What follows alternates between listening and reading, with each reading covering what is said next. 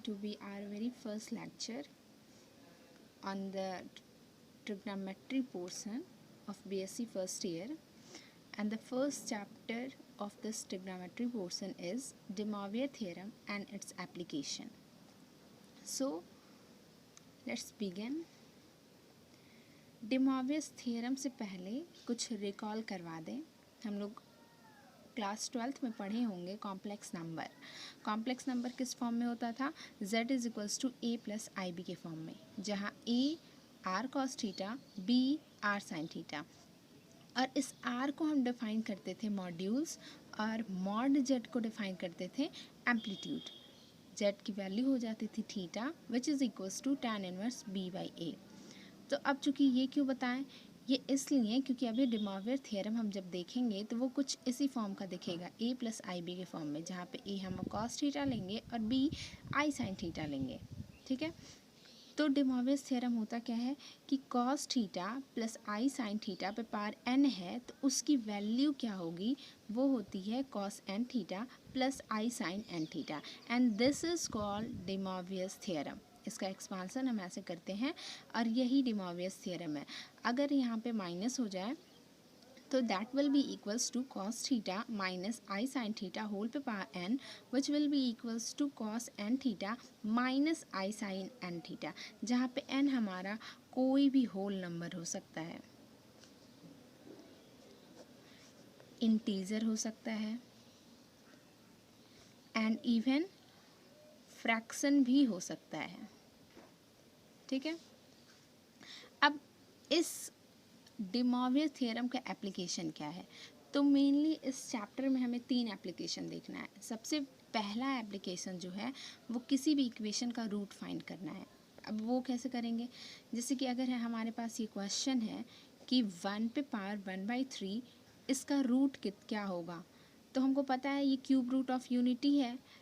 अगर ये cube root of unity है तो नाम से ही क्लियर है, ऑब्वियसली इसके 3 रूट होंगे. अब वो 3 रूट होंगे कैसे निकालेंगे 3 रूट?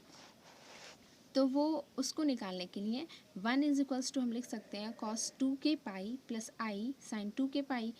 अब 1 को इस फॉर्म में क्यों लिखें? क्योंकि हमको पता है साइन का इवन मल्टीपल उसकी वैल्यू 0 होती है और कॉस का इवन मल्टीपल उसकी वैल्यू 1 होती है. तो so we can write 1 is equals to cos 2 के पाई आई sin 2 के पाई, जहाँ पे k जो है वो कोई भी इंटीजर है. अब दोनों साइड पावर 1/3 ले लें तो 1 पे power 1/3 is equals to cos 2 के पाई प्लस आई sin 2 के पाई होल पे पावर 1/3, जहाँ पे k की वैल्यू अगेन 0, 1, 2 ये हो सकती है.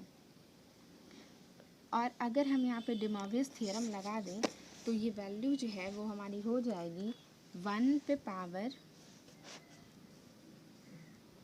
1/3 इज इक्वल्स टू cos 2 के पाई/3 प्लस आई sin 2 के पाई/3.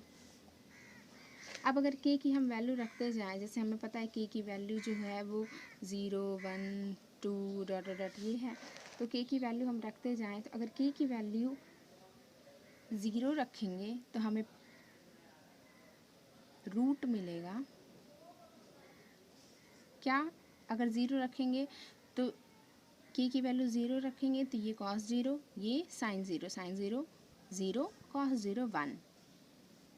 k की वैल्यू 1 रखें तो ये हो जाएगा cos 2 पाई/3 प्लस आई sin 2 पाई/3. अगर cos की वैल्यू 2 रखें तो ये हो जाएगा cos 4 पाई/3 और प्लस आई sin 4 पाई/3, और यही हमारे रूट होंगे. 1 को तो 1 ही एग्जैक्टली लिखेंगे. cos 2 पाई/3 की वैल्यू होती है -1/2 और प्लस sin 2 पाई/3 की वैल्यू होती है √3/2, तो आई के साथ √3/2. इसी तरह cos 4 पाई/3 की वैल्यू होती है 1/2 और साइन के साथ माइनस हो जाएगा तो माइनस आई √3/2. ठीक है, तो अब ये जो तीनों रूट हो गए उसको हम कहेंगे क्यूब रूट ऑफ यूनिटी, ठीक है। अब हमको पता है क्यूब रूट ऑफ यूनिटी को रिप्रेजेंट किया जाता है 1 + ओमेगा 1 ओमेगा ओमेगा स्क्वायर। जैसे हमें पता है 3 वैल्यूज़ ऑफ 1 पे पावर 1/3 आर, वो वैल्यू होती क्या है, 1 होता है, ओमेगा होता है और ओमेगा स्क्वायर होता है। ये 3 वैल्यू होती है क्यूब रूट ऑफ यूनिटी की। तो यहाँ पे क्या हो जाएगा, 1 तो एग्जैक्टली 1 ही है और omega is exactly equals to हो जाएगा -1 + I√3/2 यहाँ से। और ओमेगा स्क्वायर की वैल्यू हो जाएगी, यहाँ पे cos π/3 की वैल्यू माइनस में होती है -1/2 और ओमेगा स्क्वायर की वैल्यू हो जाएगी -1 - I√3/2, ठीक है। अब यहाँ पे कंफ्यूज होने वाली बात नहीं है, ओमेगा और ओमेगा स्क्वायर हम किसी को भी ले सकते हैं। अगर ओमेगा स्क्वायर की वैल्यू हम ये लें तो ओमेगा इज इक्वल्स टू इतना हो जाएगा, ठीक है। तो मतलब इसमें कोई कंफ्यूजन नहीं होना चाहिए कि हाँ हम कौन सी वैल्यू लें। तो सबसे it's very very first application of this theorem, ठीक है, कि हम उसके रूट निकालते हैं उसकी हेल्प से। ऐसे ही फोर्थ रूट ऑफ यूनिटी भी हम फाइंड कर सकते हैं। जैसे अगर वो हमारे पास 1 पे पावर 1/4 की वैल्यू फाइंड कर लिए तो सिमिलरली ऐसे कर देंगे, वहाँ पे k की वैल्यू यहाँ पे 3 रखे हैं क्योंकि हमको 3 फाइंड करना था, क्यूब रूट था। अगर फोर्थ रूट फाइंड करना होगा तो हम 4 वैल्यू रखेंगे, वहाँ पे रखेंगे 0 1 2 3 ऐसे। तो ये हो गया। अब अगर हम आगे देखें इसका क्या कहते हैं सेकेंड टाइप का एप्लीकेशन, तो उसमें हमको देखने के लिए मिलेगा कि इसके हेल्प से हम कोई भी इक्वेशन सॉल्व करते हैं। जैसे कि अगर हमारे पास ये क्वेश्चन हो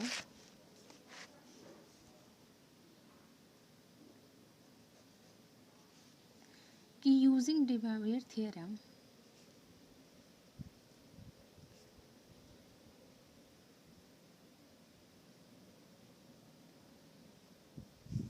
solve the equation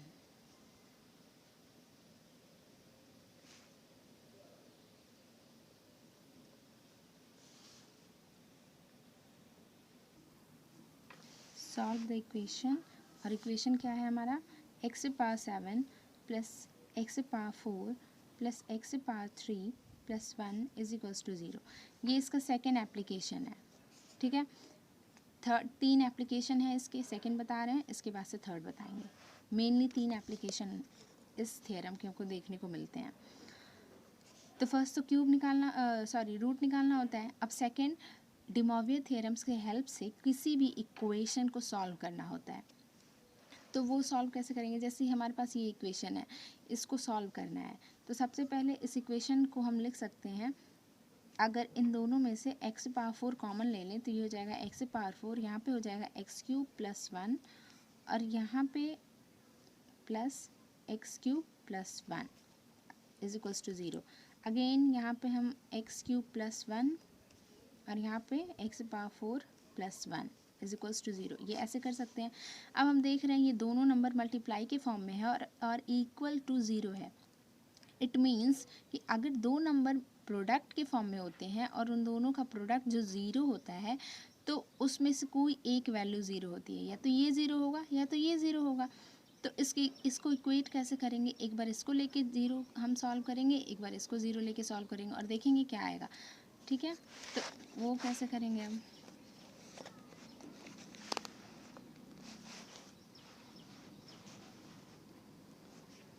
अगर हम लें पहली बात कि x³ + 1 इज इक्वल्स टू 0, तो यहाँ पे हमारे पास वैल्यू आ जाएगी x इज इक्वल्स टू -1।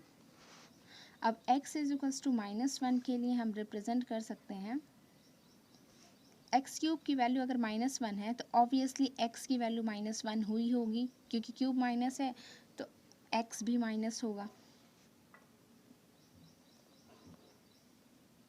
तो हम अगर क्यूब में ही लिखना चाहें तो क्यूब को भी कॉस और साइन के फॉर्म में अगर रिप्रेजेंट करना चाहें तो ये हो जाएगा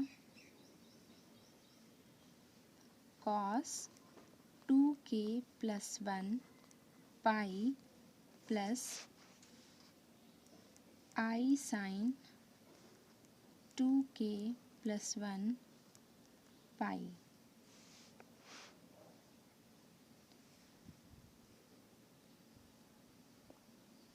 अगर दोनों तरफ हम क्यूब रूट ले लें तो x इज इक्वल्स टू हो जाएगा कॉस, इस -1 को इस ये जो हमारे पास -1 वैल्यू है, इस -1 वैल्यू को हम कॉस और साइन के फॉर्म में रिप्रेजेंट कर दिए। ठीक है, ये हो गया cos 2k + 1 pi plus i sine 2k + 1 pi whole पे पावर 1/3। ठीक है, अब अगर हम डे मॉर्वियर थ्योरम यहाँ पे लगाएं तो x इज इक्वल्स टू ये हो जाएगा cos 2k + 1 upon 3 pi plus i sine 2k + 1 upon 3 pi. ठीक है, अगेन यहाँ पे k इज इक्वल्स टू 0 1 ... ये सारी वैल्यू हो सकती हैं k की। अब एक एक वैल्यू हम रखेंगे, ये क्यूब है तो 3 वैल्यू मैक्सिमम हम रखेंगे। तो अगर हम x इज इक्वल्स टू पहली वैल्यू रखें, अगर k की वैल्यू 0 रखें तो हमको मिलेगा x is equals to cos, यहाँ पे रखेंगे 2k तो 2 × 0 0 हो जाएगा, 1/3 बचेगा। तो मतलब पहला वैल्यू हमको मिल गया cos π/3 plus i sine π/3 first value. Second value के अगर k की वैल्यू हम 1 रखें तो जब 1 रखेंगे तो 2 + 1 3/3 दैट विल बी कैंसल, पाई बचेगा। तो सेकंड वैल्यू हमको मिल गई cos pi plus i sine pi. Third value जब हम k की वैल्यू 2 रखेंगे तो 2 × 2 4 और प्लस 1 5/3 मिलेगा। तो थर्ड वैल्यू मिल गई हमको कॉस 5 π/3 प्लस आई साइन 5 π/3। अब अगर इसकी वैल्यू निकालें तो x is equals to cos π/3 की वैल्यू 1/2 और प्लस साइन π/3 की वैल्यू √3/2। तो ये हो जाएगा i √3/2। सेकेंड साइन पाई की वैल्यू 0, कॉस पाई की वैल्यू -1, तो सेकेंड वैल्यू हमको -1 मिल गई। थर्ड वैल्यू कॉस 5 π/3 की वैल्यू 1/2 और साइन 5 π/3 की वैल्यू -√3/2। तो ये हो जाएगा 1/2 माइनस आई √3/2। तो हमको ये 3 वैल्यू मिल गई, क्यूब था तो क्यूब में हमको 3 ये वैल्यू मिल गई। यानी कि अब हम कह सकते हैं x की जो 3 वैल्यू होगी, चूँकि ये 7th इसका पावर 7 था, डिग्री 7 था, मतलब इस x की 7 वैल्यू निकलेगी। तो जिसमें से हमको 3 पता चल गया, और वो 3 है क्या, 1 -1 और 1/2 प्लस माइनस √3i/2। इसी को हम एक साथ लिख दिए, इन दोनों को एक साथ कंबाइन करके ये लिख दिए। ये 3 वैल्यू निकल गई x की। अब सेकेंड वाला जो हमारा बचा है उसको लेते हैं। x⁴ + 1 इज इक्वल्स टू 0 जब करेंगे तो हमें मिलेगा x⁴ is equals to cos 2k + 1 pi plus i sine 2k + 1 pi. अब यहाँ पे अगेन दोनों तरफ अगर 1/4 पावर ले लें तो ये x इज इक्वल्स टू हो जाएगा cos 2k + 1 pi plus i sine 2k + 1 pi whole पे पावर 1/4।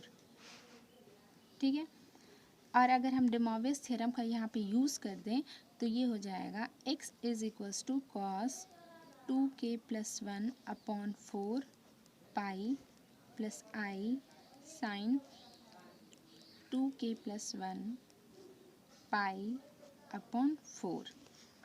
ठीक है, अब अगेन यहाँ पे फिर से वही वाला कंडीशन लगाएंगे जो पहले वाले में कंडीशन था कि यहाँ पे k की वैल्यू जो होगी वो 0 1 2 ... ये सब हम रख सकते हैं। ठीक है, तो यहाँ पे 4 वैल्यू रखनी पड़ेगी, तो हम रखते हैं। सबसे पहले वैल्यू अगर k इज इक्वल्स टू अगर हम 0 रखें तो हमको क्या मिलेगा, k की वैल्यू यहाँ पर 0 कर दें तो 1/4 मतलब पाई/4 मिलेगा। तो हमको मिलेगा x इज इक्वल्स टू सबसे फर्स्ट वैल्यू cos पाई/4 प्लस i साइन पाई/4। सेकेंड वैल्यू अगर k की वैल्यू 1 रखें तो 2 into 1 plus 1/4 that will be equals to 3/4। तो हमको सेकेंड वैल्यू मिलेगी cos 3 पाई/4 प्लस i साइन 3 पाई/4। k की वैल्यू अगेन अगर हम 2 रखें तो 2 रखेंगे तो 2 इंटू 2 4 प्लस 1 5/4। तो हमको मिलेगी cos 5 पाई/4 प्लस i साइन 5 पाई/4। अगर k की वैल्यू हम 3 रखें तो 3 रखेंगे तो 6 प्लस 1 7 पाई/4 मिलेगी हमको वैल्यू। तो नेक्स्ट वैल्यू हो जाएगी cos 7 पाई/4 प्लस i साइन 7 पाई/4। अब सबकी वैल्यू निकालें हम तो हो जाएगा cos पाई/4 की वैल्यू 1/√2 और साइन की उसकी भी 1/√2, दोनों की सेम होती है पाई/4 पे। तो ये हो जाएगा सेकेंड वैल्यू cos 3 पाई/4 की वैल्यू माइनस में हो जाएगी, ये हो जाएगा -1/√2 प्लस i साइन 3 पाई/4 की वैल्यू 1/√2, तो ये हो जाएगा 1/√2।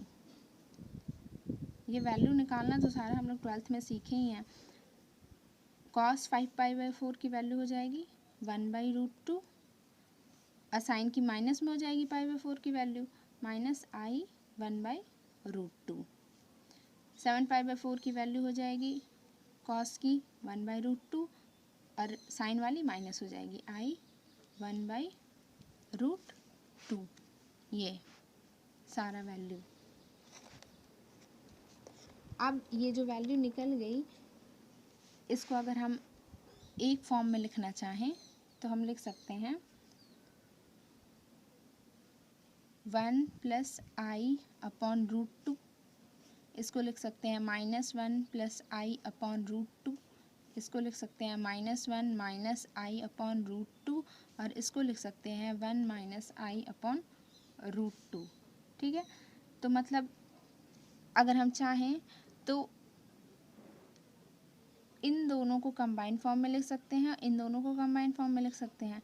तो हमारे पास हो जाएगा जो 4 वैल्यू x निकलेगी 4 वैल्यू ऑफ x वो क्या होगा 1 प्लस माइनस i/√2 दोनों कंबाइंड फॉर्म में और एक हो जाएगा -1 प्लस माइनस i/√2। ठीक है, तो ये हमारी टोटल वैल्यू हो गई। 4 वैल्यू इसकी और क्या कहते हैं 3 वैल्यू इसकी। टोटल हमारे पास 7 वैल्यू आ गई क्योंकि हमारे क्वेश्चन में था, क्वेश्चन हमारा ये था इसको सॉल्व करना है डे मॉर्वियस थ्योरम के। तो पावर 7 है, डिग्री 7 है, मतलब इसकी x की 7 वैल्यू निकलेगी। 7 वैल्यू निकल गई। अब कंबाइंड फॉर्म में हम इन दोनों को एक साथ लिख लेंगे, इस चारों को और इस तीनों को, और वो हमारा होगा इस इक्वेशन का सॉल्यूशन। मतलब x की वैल्यू हम फाइंड कर चुके हैं। ठीक है, 2 एप्लीकेशन है। तीसरा एप्लीकेशन जो हमारा होगा मोस्ट इम्पॉर्टेंट कि वो हम इसका एप्लीकेशन थर्ड वाला ये है कि साइन और कॉस का एक्सपांसन देखते हैं हम डे मॉर्वियर थ्योरम से। तो वो नेक्स्ट लेक्चर में होगा और इस टॉपिक से रिलेटेड कुछ और क्वेश्चन हम लोग देखेंगे नेक्स्ट लेक्चर में। Thank you.